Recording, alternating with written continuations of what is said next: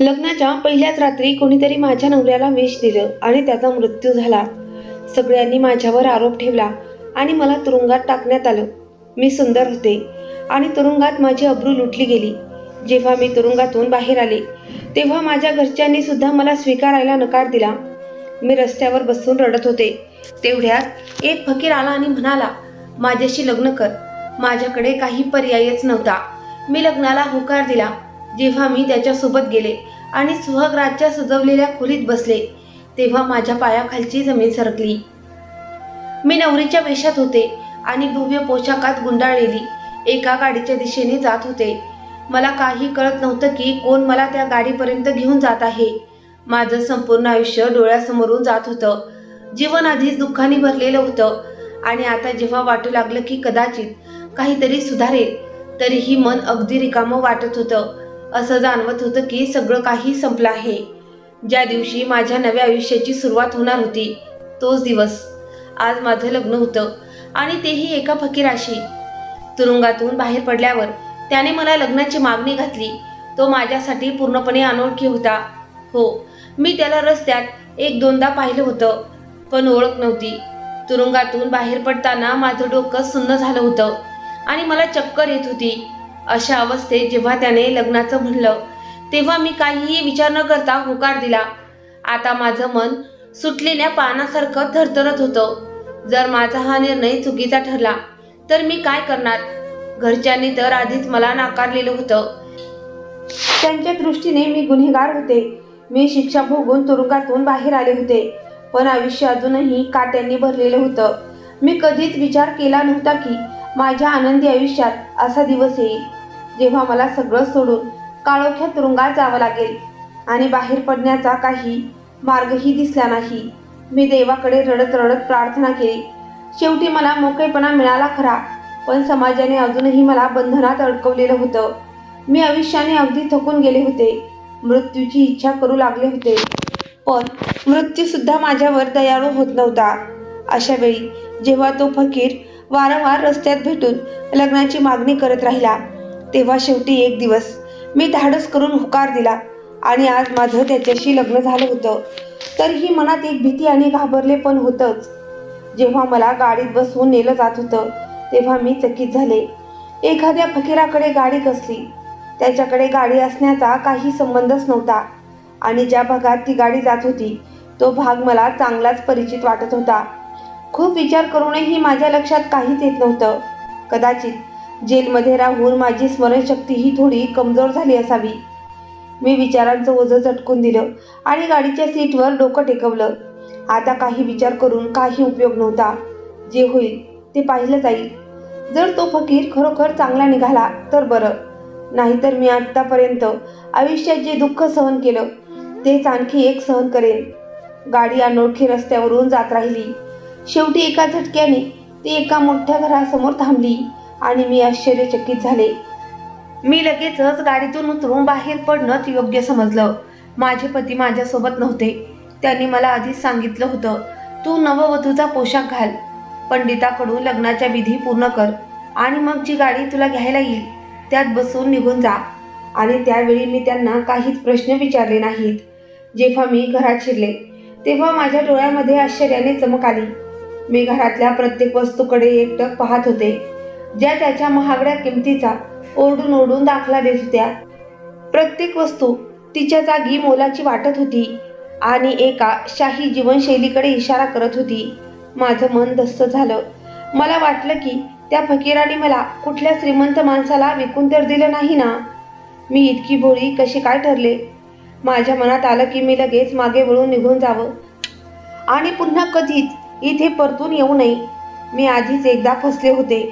आपल्यांनी मला सोडून दिलं होतं पण आता माझ्याकडे दुसरा काहीही मार्ग उरलेला नव्हता. मी हळूहळू हिम्मत करून एकवटून पावलं टाकत राहिले. एका नोकरानीने माझा हात धरून मला माझ्या खोलीपर्यंत नेलं. हे घर काहीसं ओळखीचं वाटत होतं, जणू मी पूर्वी कधी तरी इथे आले होते. कदाचित हा माझा भ्रमच होता. मला काही समजत नव्हतं. मी खोलीत जाऊन माझ्या नवऱ्याची वाट पाहत बसले. साधारण 2 तास तसेच गेले. आता माझं मन फार अस्वस्थ होऊ लागलं होतं. मी उठून बाहेर जाणार इतक्यात कुठल्या तरी चाहुलीचा आवाज आला. मला वाटलं माझे पती येत आहेत. कुलूप फिरवल्याचा आवाज आला. दरवाजा उघडला आणि लगेच बंदही झाला. मी नजर वर केली आणि माझ्या जागेवरच स्तब्ध झाले. माझ्यासमोर उभा असलेला माणूस फकीर नव्हताच. तर मग माझं लग्न नक्की कुणाशी झालं होतं? मी डोक्यावर जोर देऊन त्याचं नाव आठवण्याचा प्रयत्न केला. आयुष्याला इतकी कंटाळे होते की लग्नाच्या वेळी त्याचं नाव सुद्धा लक्षात ठेवलं नव्हतं. मला फक्त एक आधार हवा होता. तो झोपडीत असो की राजवाड्यात, काय फरक पडत होता? पण आता माझ्या सहनशीलतेचा अंत झाला होता. मी अचानक उठून त्या माणसाच्या चेहऱ्याकडे पाहू लागले. तू तू इथे काय करतोस? माझे पती कुठे आहेत? त्यांना बोलाव. मला तुझा चेहरा सुद्धा पाहायचा नाहीये. मी जोरात ओरडले. त्याच्या डोळ्यात आधी आश्चर्य उमटलं, पण लगेच तो मोठ्याने हसायला लागला आणि माझ्याकडे पाहत म्हणाला, काय झालंय तुला? मीच तर तुझा नवरा आहे. तुला खरंच मी आठवत नाहीये की त्या दिवशी मला ओळखलंच नाहीस? त्याचा प्रश्न ऐकून असं वाटलं जणू आभाळातले सातही आसमानी तुकडे माझ्यावर कोसळले आणि मी पूर्णपणे निष्प्रभ झाले. मी रडत त्याच्याकडे पाहिलं. देवाच्या नावानं मला मोकळं कर. मी तुझ्यासोबत राहू शकत नाही. तू माझ्या आनंदाचा घात करणार आहेस. तू तोच माणूस आहे ज्यामुळे मला असं आयुष्य जगावं लागलं जे मी कधीच जगू इच्छित नव्हते. तुझ्यामुळे माझ्यापासून सगळं काही हिरावून घेण्यात आलं. आता मी तुला माझ्या आयुष्यात कसं सामावून घेऊ शकते? मी तिथे जमिनीवर बसून गेले. पायाखालची जमीन सरकली आणि उभं राहणं सुद्धा कठीण झालं. डोकं जोरात फिरू लागलं. अचानक माझा श्वास मंदावू लागला. मी घाबरून छातीवर हात ठेवला आणि झपाट्यानं धुसर होत चाललेल्या नजरेतून शेवटचं जे दृश्य पाहिलं ते म्हणजे माझा नवरा माझ्या दिशेने येत होता. तोच माणूस ज्याला मी माझा नवरा मानायलाही तयार नव्हते. त्यानंतर माझ्या डोळ्यासमोर अंधार पसरला आणि पुढचं काहीही मला आठवत नाही. माझं नाव हर्षिता आहे आणि ही माझ्या आयुष्यातली सगळ्यात कडवट सत्यकथा आहे, जिच्याकडून मी आजवर सतत नजर चुकवत आले. पण आता मी थकून गेले आहे आणि मला वाटतं की सर्व काही पूर्ववत व्हावं. पण मला कुठेच काही आशा दिसत नाही की माझं आयुष्य पुन्हा पूर्वीसारखं होईल. मी माझ्या आई वडिलांची सर्वात लहान मुलगी आहे. वडिलांनी मला खूप लाडाने वाढवलं. आमच्याकडे धनसंपत्तीची कधीच कमतरता नव्हती. मला अभ्यासाची खूप आवड होती म्हणून मी कॉलेजमध्ये प्रवेश घेतला. याआधी माझ्या दोन्ही बहिणींचं लग्न मॅट्रिक नंतरच झालं होतं. माझा एक भाऊ होता जो आई वडिलांचा लाडका होता आणि त्यानंतर जेव्हा मी जन्माला आले तेव्हा मलाही तितकंच प्रेम मिळालं. आयुष्य फारच सुंदर होतं, अगदी एखाद्या राजकुमारीसारखं. वडिलांची मी लाडकी होते त्यामुळे माझी प्रत्येक इच्छा पूर्ण केली जात असे. पण मला काय माहीत होतं की लग्नानंतर माझं आयुष्य अशा एका वळणावर येईल की ज्यामुळे मी कधी स्वतःला सुरक्षित समजू शकणार नाही आणि माझं संपूर्ण आयुष्य बदलून जाईल. कॉलेजमध्ये प्रवेश घेतल्यावर लगेचच माझ्यासाठी लग्नाचे प्रस्ताव यायला लागले होते. आई वडिलांनी आधीच माझ्या लग्नाची चिंता लागून राहिली होती, कारण त्यांनी माझ्या बहिणीचंही लवकरच लग्न लावून दिलं होतं. त्यांना वाटत होतं की माझंही लग्न लवकर झालं पाहिजे. पण मला शिकून माझं स्वप्न पूर्ण करायचं होतं. माझं स्वप्न होतं की मी एक चांगली शिक्षिका बनावं आणि मुलांना प्रेमाने समजून घेऊन शिकवावं. माझ्या शालेय शिक्षणात ज्या त्रुटी राहिल्या होत्या त्या शिक्षकांच्या दुर्लक्षामुळे आणि उदासीनतेमुळे झाल्या होत्या. मला असं वाटत होतं, म्हणूनच मला वाटायचं की मी अशी शिक्षिका बनावं जी मुलांच्या स्वभावानुसार समजुतीने आणि प्रेमाने त्यांना शिकवेल, जेणेकरून त्यांना अभ्यासात रस वाटेल आणि ते चांगलं करू शकतील. मी हे माझं स्वप्न वडिलांशी शेअर केलं आणि त्यांनीही मला साथ देण्याचं वचन दिलं. पण प्रत्येक आईप्रमाणेच माझ्या आईलाही माझी काळजी होती. त्यांनी माझ्यासाठी स्थळ बघायला सुरुवात केली. हे सांगणं गरजेचं आहे की वडिलांचे 2 जुने मित्र होते, ज्यांना मी एकाला अंकल आणि दुसऱ्याला काका म्हणत असे. जे वडिलांचे सगळ्यात जवळचे मित्र होते त्यांना मी अंकल म्हणत असे आणि जो थोडा कमी भेटायचा त्याला काका. काकांनी सुरुवातीपासूनच वडिलांच्या कानात हे घातलं होतं की माझ्यासाठी कौशिकच सगळ्यात योग्य आहे. पण माझ्या मनात मात्र असा काही विचार नव्हता. मी माझ्या वडिलांना अगदी स्पष्ट शब्दात सांगितलं होतं की मी कौशिकशी लग्न करायला तयार नाही, कारण तो मला आवडत नव्हता आणि वयानेही तो माझ्यापेक्षा खूप मोठा होता. आमच्यात सुमारे 5-6 वर्षांचं अंतर नक्कीच होतं. दुसरीकडे अंकलनेही आईकडे विनंती केली होती की हर्षिताला त्यांच्या मुलासाठी पाहावं. त्यामुळे दोघा मित्रांमध्ये मतभेद निर्माण झाले होते. मी आई वडिलांना स्पष्ट सांगितलं होतं की मी ओळखीतील कोणाशीही लग्न करणार नाही. तुम्ही जर एखाद्याला होकार दिला तर दुसऱ्याचं मन दुखावेल आणि अशा भांडण आणि मनमुटाव असलेल्या नात्यामध्ये मी कधीच अडकू इच्छित नाही. वडिलांना माझी विचारसरणी पटली, पण आई अंकलच्या मुलाशी बऱ्यापैकी जवळच्या संबंधात होत्या. त्यामुळे त्यांनी मला बोलावून त्यांच्या लाडक्या अभिरसाठी तयार केलं. माझ्या साखरपुड्याची बातमी सर्वत्र पसरली होती. जरी मी अद्याप स्वतः कोणताही निर्णय घेतला नव्हता. मी केवळ आईला टाळण्यासाठी अभिरला होकार दिला होता आणि आईवडिलांनी माझ्या ह्या टाळण्यालाच माझी संमती समजून घेतली आणि ओळखीच्या सर्व लोकांमध्ये ही बातमी पसरवली की हर्षिताने अभिरला होकार दिला आहे आणि कौशिकला नकार. काकांना ही गोष्ट खूप लागली आणि त्यांनी काही बोलण्याऐवजी शांतता स्वीकारली. वडिलांनाही त्याचं वाईट वाटलं आणि आईच्या काही गडबडीवर राग आला. त्यांना याचं दुःख होतं की त्यांचा जुना मित्र त्यांच्यावर नाराज झाला होता. ते आईला नेहमी सांगायचे की मुलीला अशा घरात पाठवू नये जिथे कथित वादविवाद सुरू झाले आहेत. पण आईला सासर म्हणून अभिरचं घर आवडत होतं. अभिर आपल्या घरातला सगळ्यात मोठा मुलगा होता आणि एकटाच असा होता की चांगली खासी नोकरी करत होता. तो महिन्याला जवळपास 60,000 रुपये आरामात कमवत होता आणि त्याच्यावर घरचे फारसे खर्चही नव्हते. माझं आयुष्य आरामदायक होऊ शकलं असतं. जेव्हा भांडण आणि मतभेद वाढू लागले तेव्हा मी आईला सांगितलं की माझ्या लग्नाची घोषणा लवकर करावी, जेणेकरून सगळ्यांच्या तोंडचे वादविवाद संपतील. आईने आमच्या साखरपुड्याची औपचारिक घोषणा करून टाकली होती. त्यामुळे आता ती मोडण्याची ताकद माझ्यात नव्हती. स्वतःला अशा परिस्थितीत अडकलेलं पाहणं माझ्यासाठी फार वेदनादायक होतं. म्हणूनच मी आईला विचारलं, आता तुम्ही अभिरशी माझ्या लग्नाची तारीख ठरवणार का? ही गोष्ट स्वतःच्या तोंडून बोलले. मी खूप त्रासात होते, कारण गावात सर्वत्र चर्चा होती की अभिर आणि हर्षता यांच्यात काहीतरी संबंध आहे आणि म्हणूनच मी कौशिकचं लग्न ठोकारलं. पण सत्य असं होतं की ना मला अभिरशी लग्न करायचं होतं ना कौशिकची नातं स्वीकारायचं होतं. पण आईच्या हट्टामुळे मला हे दिवस बघायला लागले. मी पूर्णपणे शांत झाले होते. बाबांनी माझ्या या शांततेची जाणीव झाली. जणू एखादी आनंदात चहकणारी बुलबुल आता पूर्णपणे शांत झाली होती. हेही सांगणं आवश्यक आहे की माझ्या आधी माझ्या भावाचं लग्न झालं होतं आणि त्याची पत्नी नैना ही कौशिकची लहान बहीण होती. त्यामुळे आमच्या घरात वाद वाढले. पण वहिनीने मला मनापासून स्वीकारलं आणि स्पष्ट सांगितलं की त्यांची मर्जीच माझी मर्जी असेल. माझ्यावर कोणताही दबाव नव्हता. पण कौशिकला माहीत नव्हतं की माझ्या आईने माझं लग्न अभिरसोबत ठरवलं आहे.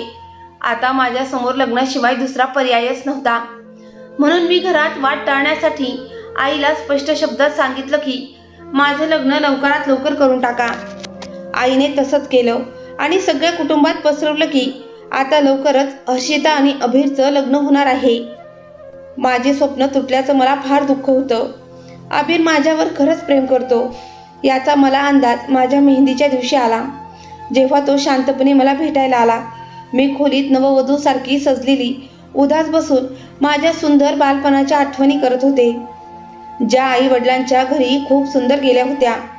तिथे काही चिंता नव्हती आणि आता माझं संपूर्ण आयुष्य बदलणार होतं. कोणीतरी परक्याला आपल्या साऱ्या आयुष्याचा हक्क देणं इतकं सोपं नव्हतं जितकं ते बोलणं सोपं वाटतं. मी रडू लागले. खोलीत बसून विचार करत होते की माझ्या आयुष्यात खरं आनंद कधी येईल. तेवढ्यात दरवाजा उघडला आणि अभिर समोर उभा होता. हे पाहून मी थक्क झाले. माझी नजर लाजेने खाली झुकली. अभिर हसत म्हणाला, तुला भेटायला मला माझ्या घरच्यांना खोटं सांगावं लागलं.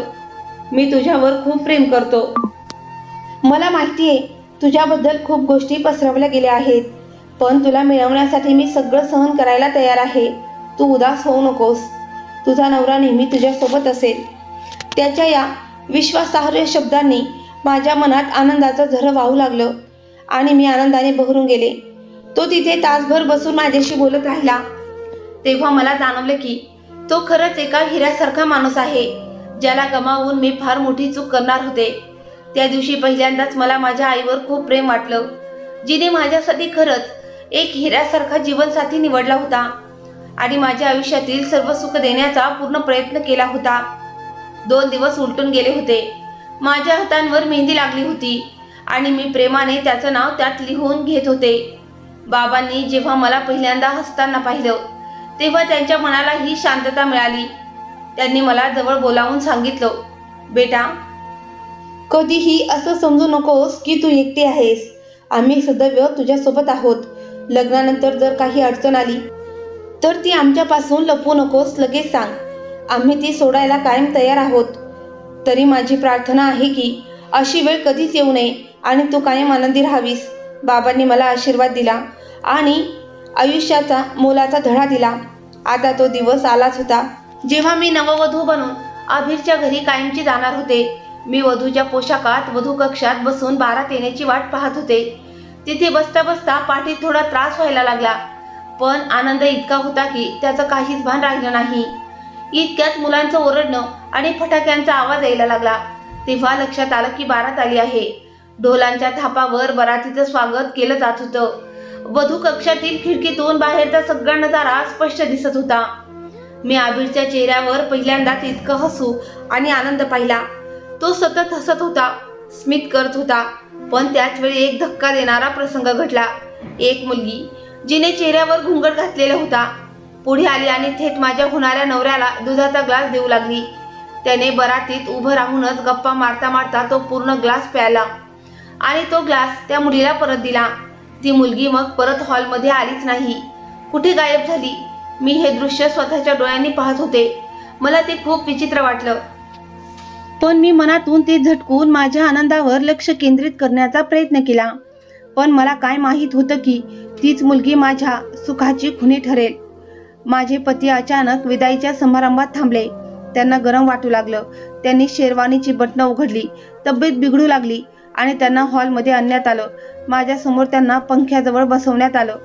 जरा तब्येत ठीक झाली तेव्हा लग्नाची विधी लवकरात लवकर पूर्ण करण्यात आली आणि वराडाचा गोंधळ सुरू झाला. मग आई दूध घेऊन आली तर अभिर चमकून म्हणाला, हे दूध तर मी आधीच प्यायलोय. हे तुम्ही पाठवलं नव्हतं का? आईने विस्फारलेल्या नजरेने माझ्याकडे पाहिलं. नाही रे बाळा, मी नाही पाठवलं. बहुतेक तुझ्या मेहुणीने पाठवलं असेल. तिला तिच्या जिजूंचं अशा पद्धतीने स्वागत करायला खूप आवडतं. आईनं हे थट्ट्याने म्हटलं, पण माझ्या अंगावर काटा आला. मी घाबरलेल्या नजरेनं नवऱ्याकडे पाहिलं. तो प्रसंग तेव्हाही मला विचित्र वाटला होता आणि आता जेव्हा त्याचा पुन्हा उल्लेख झाला माझ्या 6व्या इंद्रियाला काहीतरी अघटित होण्याची चाहूल लागली आणि मी हादरवून गेले. अचानक गोंधळ माजला. नवऱ्याची तब्येत लक्षात घेऊन लग्नाचे पुढील सगळे विधी रद्द करण्यात आले आणि माझ्या विदाईची तातडीने घोषणा झाली. मी रडत रडत आई वडिलांच्या शुभेच्छांच्या छायेत माझ्या खोलीत आले. नवरा जेव्हा खोलीत आला आणि माझ्याजवळ बसला तेव्हा त्याला एकदम खूप मोठी रक्ताची उलटी झाली आणि मी स्तब्ध झाले. त्याने माझ्याकडे नीट पाहिलंही नाही, न हसला आणि कायमचे डोळे मिटून या जगातून निघून गेला. मी विस्फारलेल्या डोळ्यांनी तो प्रसंग पाहत राहिले आणि मग जोरजोराने रडू लागले. मी त्याला पलंगावर झोपवलं आणि माझे रक्ताने माखलेले हात पाहिले. माझं पूर्ण नववधूचं वेशभूषा रक्ताने माखलेलं होतं. मी धावत बाहेर आले तर घरचे सगळे मला पाहून थक्क झाले. काय झालं? काय झालं माझ्या मुलाला? तू का रडतेस? मी खोलीकडे इशारा केला तर सगळे धावत तिथे गेले आणि पुढच्या क्षणी सासूने मला जोरात फिरवून एक चपराक दिली. अपशकुनी, तुझ्या येण्यामुळेच माझा मुलगा गेला. नक्कीच हिचा काहीतरी डाव होता. मला तर आधीच माहिती होतं की तुला त्याच्याशी लग्न करायचंच नव्हतं, पण माझ्या डोळ्यावर पट्टी होती की मी तुला सून म्हणून स्वीकारलं. काय माहीत होतं की तू एखादी डायन आहेस, खुनी आहेस. तूच माझ्या मुलाचा खून केला. तुझे हात रक्ताने माखलेले आहे. सासू छातीवर हात मारून जोरजोरानं रडू लागली आणि मी सगळं स्तब्ध होऊन पाहत राहिले. माझं डोकंच बधीर झालं होतं. मी रडत रडत मोठ्या आवाजात स्वतःची सफाई देण्याचा प्रयत्न केला. मी निर्दोष आहे. मला अभिरवर खरंच प्रेम व्हायला लागलं होतं. मी त्याला मारणं शक्यच नव्हतं. काकांनीही पुढे येऊन माझ्यावर थपडांचा वर्षाव केला. जर तुला माझा मुलगा आवडत नव्हता तर त्याच वेळी नकार दिला असता, पण तू तर माझ्या मुलाला संपवलंस. मी तुला सोडणार नाही. त्या क्षणी त्यांनी पोलिसांना फोन केला आणि मला अटक करण्यात आली. मी माझी सफाई देत राहिले, पण कोणीही माझं ऐकलं नाही. सगळ्यांनी मला खून करणारे ठरवलं. मी नववधूच्या वेशातच तुरुंगात पोचले. कोणी मला कपडे बदलायला देखील सांगितलं नाही. मी रडत राहिले, ओरडत राहिले. माझ्यावर खुनाचा गुन्हा दाखल झाला. माझ्या घरच्यांनीही माझ्याकडून तोंड वळवलं, कारण त्यांनाही असंच वाटत होतं की कदाचित मीच हे पाऊल उचललं आहे. मी त्यांच्यापुढे हात जोडून माझ्या निरपराधीची याचना केली, पण कुणालाच माझ्यावर विश्वास बसला नाही. वडील हे दुःख सहन करू शकले नाहीत आणि त्यांनी जगाचा निरोप घेतला. आई विधवा झाली. भावानेही माझ्याशी सगळी नाती तोडून टाकली. आता माझं घर पूर्णपणे उद्ध्वस्त झालं होतं. मी स्वतःच नष्ट झाले होते. लग्नाच्या पहिल्याच रात्री मी विधवा झाले होते, पण कुणालाच माझं दुःख दिसलं नाही. सासूला फक्त त्याचं दुःख वाटत होतं. त्यांचा तरुण मुलगा गेला हे दुःख कोणालाही उद्ध्वस्त करू शकतं हे मी समजते, पण माझा काय दोष होता? मला सुद्धा दुःख झालं होतं. माझाही नवरा या जगातून निघून गेला होता, पण सगळ्यांनी मिळून माझ्यावर आरोप लावायला सुरुवात केली आणि मला तुरुंगात पोचवलं. लग्नात कौशिक कुठेच दिसला नाही आणि त्याला मला वाचवायचाही काहीच प्रयत्न केला नाही. मला आश्चर्य वाटलं की हे सगळं काय घडतंय. मी तिथे जेलमध्ये बसून माझ्या निरपराधतेची सिद्धतेची वाट पाहत राहिले की केव्हा मी निर्दोष सिद्ध होईल आणि केव्हा परमेश्वर मला या अंधाऱ्या कोठडीतून बाहेर काढेन. जगणं असं वळण घेईल असा मी कधी स्वप्नातही विचार केला नव्हता. मी रोज रडत रडत परमेश्वराकडे प्रार्थना करत होते की माझी निरपराधता सिद्ध हो आणि मी इथून मोकळी होऊन बाहेर पडो. कुणाचे तरी शाप लागलं असावं, कदाचित कौशिकचाच शाप लागला असावा. माझ्या नवऱ्याचा खरा खून कोणी केला हे मला आजवर समजू शकलं नाही. पण आश्चर्याची गोष्ट म्हणजे मला तुरुंगात काही पत्र यायला लागली होती, ज्यामध्ये लिहिलेलं असायचं, मी तुझ्या नवऱ्याला मारलं आहे, मला माफ कर, मला खूप पश्चाताप होतोय. पण त्याहून अधिक दुःख या गोष्टीचं आहे की माझ्यामुळे तू तुरुंगात आहेस. पत्र लिहिणारा कधीच आपली ओळख सांगत नसे. कधी वाटायचं ते एखाद्या पुरुषाने लिहिलंय, तर कधी वाटायचंय एखाद्या स्त्रीने. मी ते पत्र न्यायालयात पुराव्याच्या स्वरूपात सादर करण्याचा प्रयत्न केला, पण कदाचित तुरुंगातील कर्मचारी भ्रष्ट होते. त्यांनी ती पत्र न्यायालयात पोहोचवण्याआधीच नष्ट केली. आता ती पत्रही येणं थांबलेलं होतं. मी जवळजवळ 2 वर्ष तुरुंगाच्या सळ्यांच्या आड राहिले. तुरुंग अधीक्षक जेलर एका अत्यंत नीच, लंपट आणि चारित्र्यहीन व्यक्ती होता. तिथं असलेल्या प्रत्येक महिला कैद्याचं तो जीवन उद्ध्वस्त करण्याचा प्रयत्न करत होता. मला कल्पना नव्हती की लवकरच माझीही पाळी येणार होती आणि तो मला पूर्णपणे उद्ध्वस्त करणार होता. सगळ्यात मोठा धक्का तेव्हा बसला जेव्हा एका रात्रीच्या शेवटच्या प्रहरी तो माझ्या कोठडीत दिसला आणि त्याने माझ्यावर हल्ला केला. मी किंचाळले, आरडाओरडा केला, पण कोणीही मदतीला आलं नाही. त्याने माझी अब्रू लुटली. फक्त 25 वर्षाच्या वयात मी जीवनातील सर्वात भीषण दिवस पाहिले. त्या दिवशी मी मनापासून रडले आणि देवासमोर हात जोडून प्रार्थना केली, हे देवा, माझ्या संयमाची परीक्षा आता संपव. माझं धैर्य आता तुटलं आहे. मला इथून सन्मानाने मुक्त कर. सकाळ होताच मी जोरजोराने रडायला लागले. ज्याचा प्रहार संपला होता त्या जेलरने मला घाबरवण्याचा प्रयत्न केला, पण आता माझ्याकडे गमावण्यासारखं काही उरलं नव्हतं. माझा सन्मान गेला होता. म्हणून मी अजिबात न घाबरता तिथं उपस्थित असलेल्या सगळ्यांना सांगायला सुरुवात केली की कोणत्या व्यक्तीने माझ्यावर बलात्कार केला आणि मला उद्ध्वस्त केलं. मला त्याच्यावर तक्रार दाखल करायची होती. सुदैवाने तिथे एक संवेदनशील पोलीस कर्मचारी होता, ज्याने माझं म्हणणं वरिष्ठ अधिकाऱ्यांपर्यंत पोहोचवलं. मला कल्पनाही नव्हती की माझा आवाज फक्त तुरुंगापुरता मर्यादित राहणार नाही, तर तो संपूर्ण देशभर पसरून जाईल.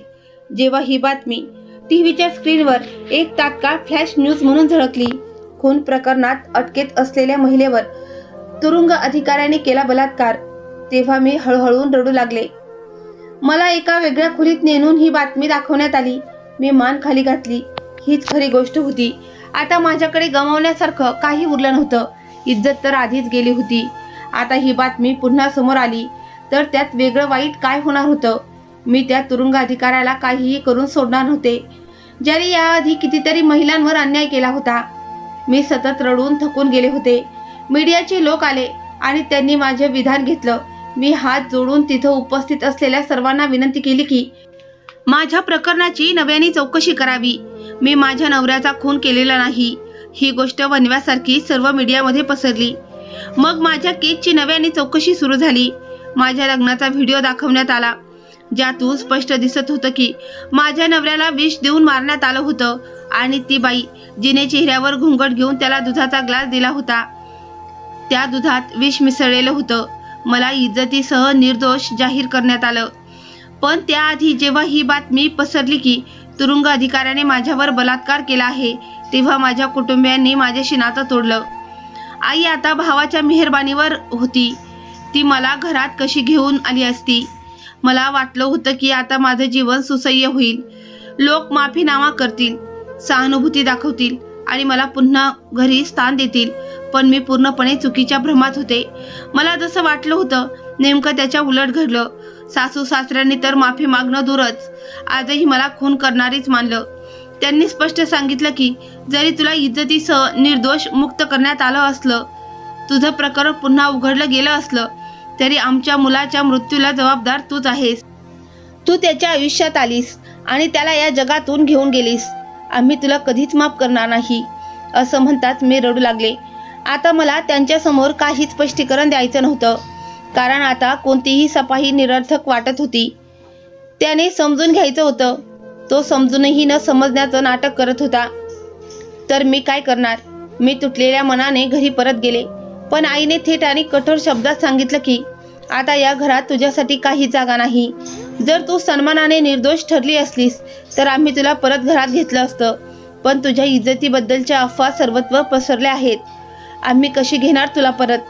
लोक म्हणतील हीच ना तुमची मुलगी जिने तुरुंगात आपली इज्जत गमावली.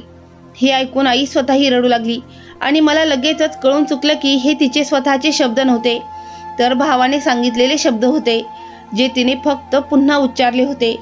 कारण मला माहीत होतं की आई मला खूप प्रेम करते आणि ती मला असं सहज सोडून देणार नाही. पण तिच्याही काही मजबुऱ्या होत्या. 2 वेळचे जेवण मिळणंही तिला अवघड झालं होतं आणि मी तिला त्यासाठी माफ केलं. मी ठरवलं की आता मी स्वतःचं आयुष्य स्वतः घडवणार आणि नवीन सुरुवात करणार. पण त्या क्षणी माझ्याकडे एक पैसाही नव्हता.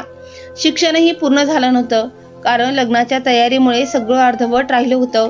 आता मी काय करू शकत होते?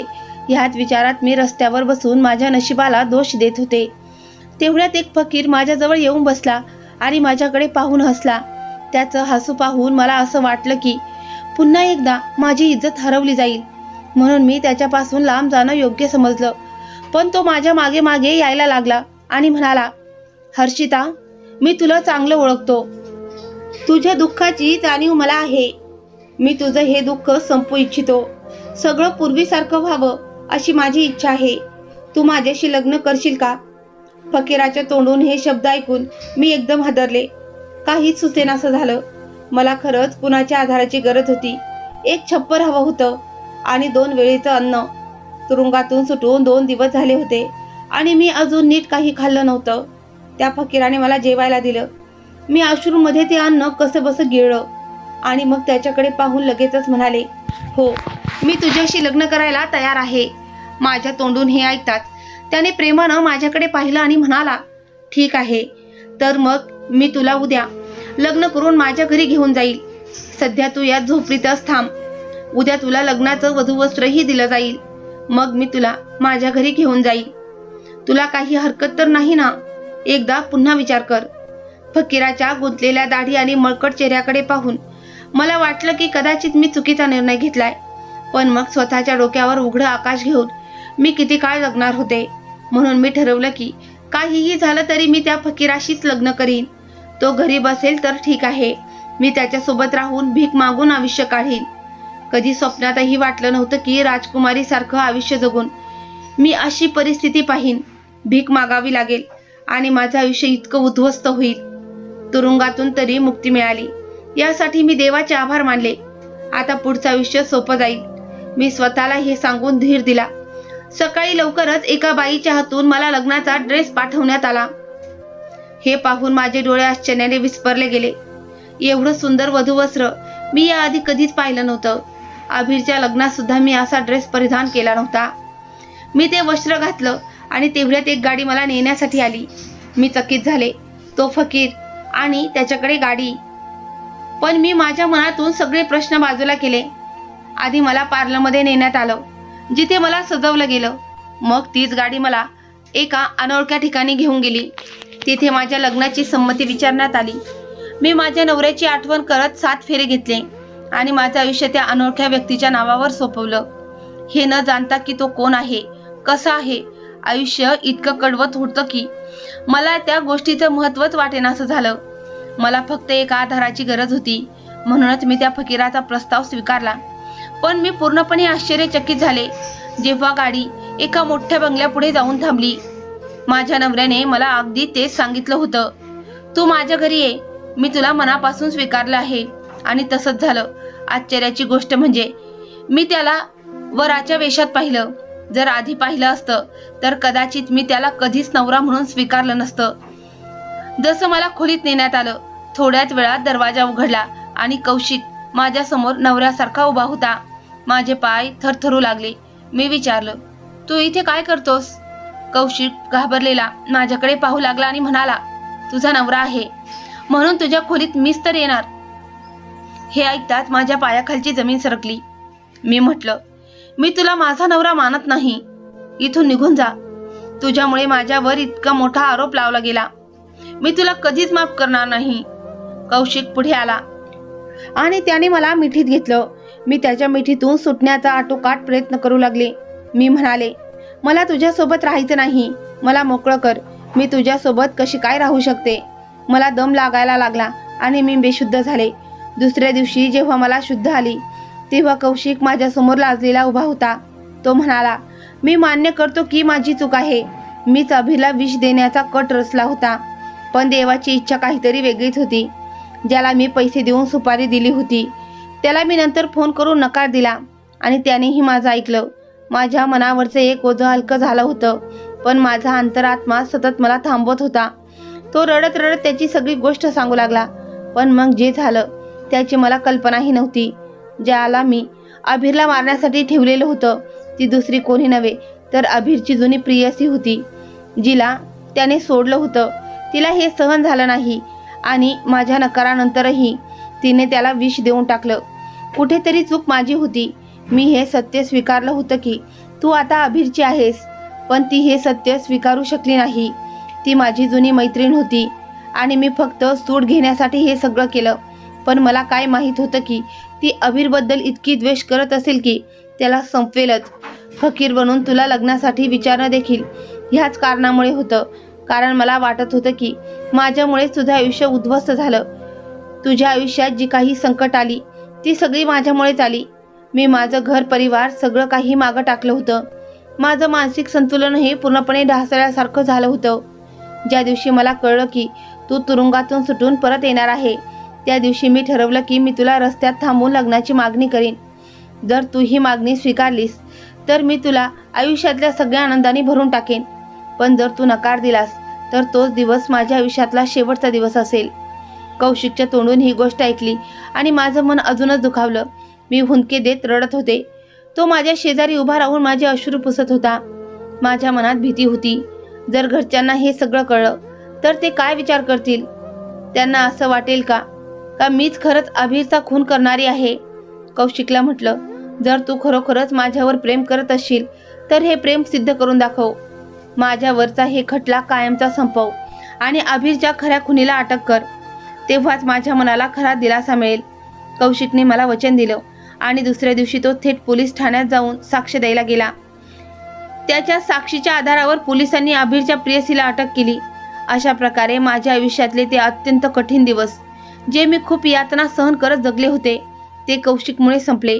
आता मी कौशिक सोबत शांत आणि सुखद जीवन जगते. आम्ही आमचा भूतकाळ मागे टाकला आहे. इतकंच नाही तर ज्या शहरात आमचे नातेवाईक राहतात तेही आम्ही कायमचं सोडून दिलं, ज्यामुळे पुन्हा आमच्या आयुष्यात कोणतीही अडचण येऊ नये. आता मी एका मुलाची आई झाली आहे आणि मी ठरवलं आहे की मी माझ्या मुलीचं असं पालनपोषण करीन की तिला कधीच माझ्यासारख्या कठीण प्रसंगाला सामोरं जावं लागू नये. मी तिला शिकवणार आहे की एखाद्या स्त्रीचं नाही म्हणणं हा फक्त शब्द नाही, तर तो एक स्पष्ट नकार असतो आणि यावरून कधीही कोणाचं आयुष्य हिरावून घेऊ शकत नाही. कौशिक माझ्याकडे पाहूनच जगत होते आणि आता तेच माझं संपूर्ण जग बनले आहेत. त्यांच्यामुळे माझ्या आयुष्यात दुःख आलं होतं आणि त्यांच्याचमुळे माझ्या आयुष्यात पुन्हा आनंदही परत आला. यासाठी मी त्यांचे कितीही आभार मानले तरी ते कमीच आहे. आम्ही दोघांनी आमचे सगळे मतभेद आणि जुने कटू अनुभव विसरून एक नवीन आयुष्याला सुरुवात केली आणि आज आम्ही 2 मुलांचे पालक आहोत. आम्ही आमच्या मुलांना सर्व प्रकारे चांगले संस्कार आणि उत्तम संगोपन दिले आणि हे सिद्ध केलं की जर जीवनात अडचणी येतात तर देव त्यातून बाहेर पडण्याचा मार्ग नक्कीच दाखवतो आणि माझं जीवन याचं सर्वात मोठं उदाहरण ठरलं. तर मित्रांनो, या कथेचा नैतिक संदेश असा आहे की जर माणूस खऱ्या इच्छाशक्तीने पुढे चालत राहिला तर जीवनातील सगळ्यात मोठ्या अडचणींनाही मागे टाकता येतं. गेलेलं दुःख विसरून नव्याने सुरुवात करणं हेच खरं धैर्य आहे आणि सकारात्मक विचार व दृढ निश्चयाच्या जोरावर जीवनातील कोणत्याही वादळाचा सामना करता येतो. तर मित्रांनो, ही होती आजची गोष्ट आवडल्यास व्हिडिओला लाईक करा, शेअर करा आणि चॅनलला सबस्क्राईब करायला विसरू नका. धन्यवाद.